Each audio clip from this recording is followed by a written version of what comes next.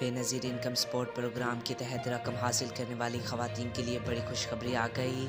साल 9 पर ख़वातीन के लिए बड़ा ऐलान कर दिया गया। जनवरी 2025 से ख़वातीन को 10,500 रुपये के बजाय 13,500 रुपये मिलेंगे। तफसीलात के मुताबिक chairperson Benazir income support program senator Rubina Khalid ने साल 9 पर मुस्तहिक ख़वातीन के लिए बड़ा ऐलान कर दिया।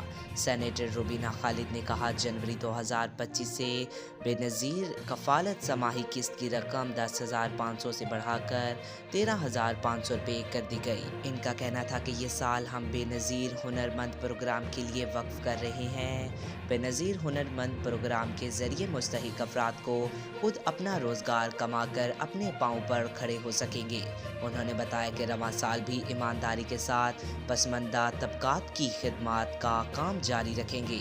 सेनेटर रुबीना ने BISP की जानिब से पाकिस्तान के तमाम लोगों को साल 9 2025 की मुबारकबाद दी और सेक्रेटरी आमिर अली अहमद और अमले के हमरा नए साल का केक काटा। आज तक के लिए इतना ही। मज़ीद ऐसी मालूमाती वीडियो देखने के लिए हमारे चैनल को सब्सक्राइब करें।